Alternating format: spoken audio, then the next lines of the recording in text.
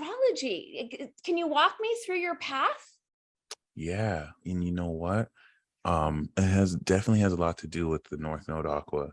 Um, and as far as like that whole humanitarian, and it wasn't until my 30s, like a good 8-10 years after I started, that I realized this is more in the field of science. So I kind of approached it like it was a spiritual craft, or the way it was kind of pushed or presented.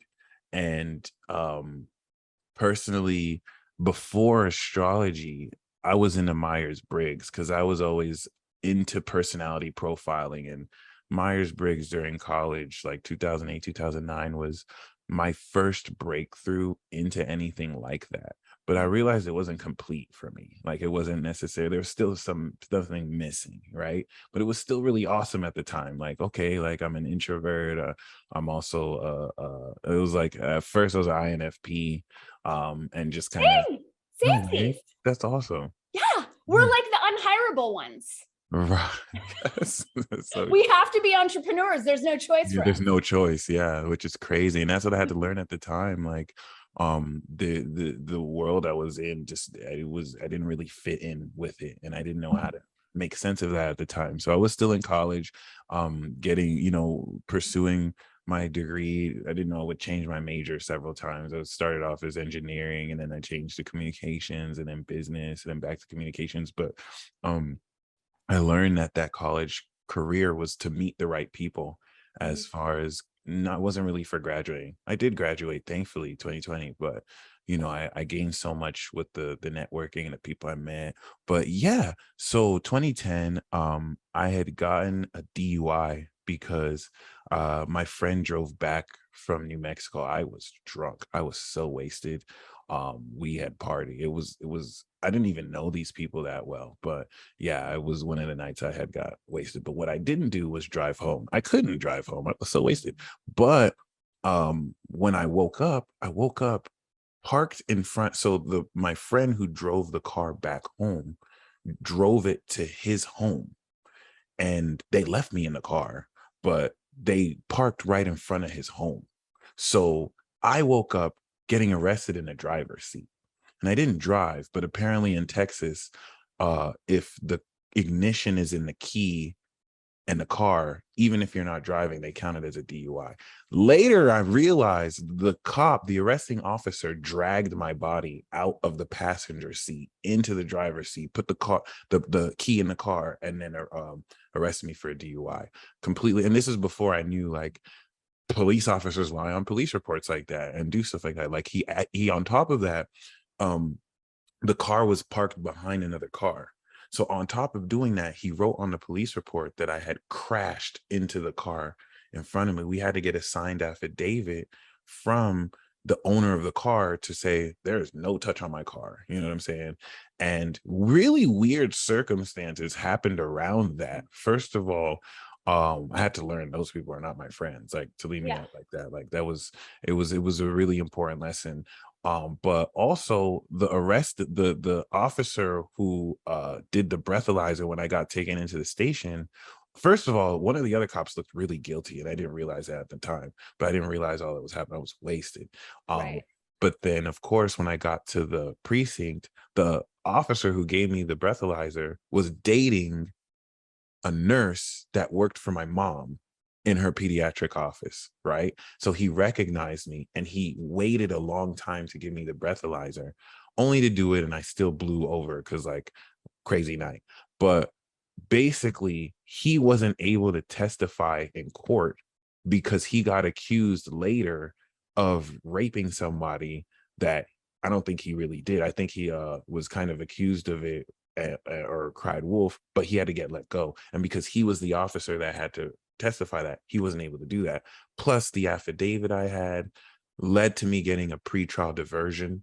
So I didn't really have to take it to court. I just had to take an alcohol class. But it made me really think. And then this is, of course, later when I realized, okay, like, there was all that shady stuff behind the police, which was just really weird in retrospect. But it made me ask myself, like, if at that time Harold Camping was saying in 2011 Jesus was going to come back, like the end of the world is here. This is before 2012 when the Mayan end of the world prediction came. So we had that back-to-back stuff. And I was like, I don't believe this. My mom and I were like, I don't believe this is true, because no one's going to know, right? But personally, I asked myself, if I died right now, would I go to heaven? Like, was I just a lukewarm Christian? Like, it was a real reality check, like hanging around people like this. Like, is this the right influence? And so it made me look seriously into rededicating my life back into Christ. And I was always born and raised Christian, but it was the first time in my life that I on my own took a more concerted effort to really approach Christianity more seriously. And I was around certain friends at the time who would always smoke and drink. And I was, making an honest effort at the time to bring them to Christ. And one of the people came with me, which is ironic because this, once again, is before I came into astrology and everything. So, I was ready to be a whole theologian. I was learning about Christian apologetics. I was studying Ravi Zacharias and like learning how to talk to people, whether they're block is with science or with faith. And then that led me to reading this book called Misquoting Jesus. Amazing book. I wanted to learn how to defend the Bible if people were to say it's inerrant. So of course I wanted to study the Bible. And this is where I read this book that kind of went more into. Now it's interesting because since then that book has been debunked. I haven't read that book. Apparently, I still like what I found in the book because it was true. Basically, he kind of just broke down the nature of how, and before that I didn't know that. I always thought of the Bible as like one book, but he broke down how, these are canonized texts that most of which, especially the New Testament, there weren't any original manuscripts until near 50 to 80 years after his death. I didn't know that. You know what I'm saying? I didn't know these crucial details and facts, which made me realize this isn't a book that you can say is inerrant and then judge other people because they have different, text or ways of life. And I started to, that's the first thing that disillusioned me from Christianity, which is insane because ironically, fast forward to now, I had to go on that journey to disillusion myself from those old traditions. But this path, astrology, has brought me back to Christ, but in a way that's not dependent on the Bible. Like before, it was hard for me to believe in Jesus without the Bible.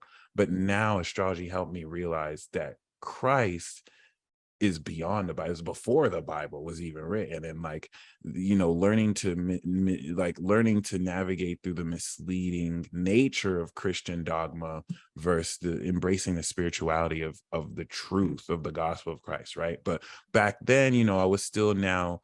This was right before the zeitgeist and the new age, blow up happened. So I didn't fully resonate with it, but it was helped me to explore. And it was around this period now that I started watching horoscopes. I don't know what made me start watching it, but like I didn't know about zodiac signs, but I just started watching horoscopes on YouTube. And I would watch certain people give like the Gemini weekly and whatnot. This was back when I started watching Astrologer or KRS or Marie Moore and or Judy Garland, just kind of give the predictions. And I had joined Soul Garden, a community by Christopher Witecki.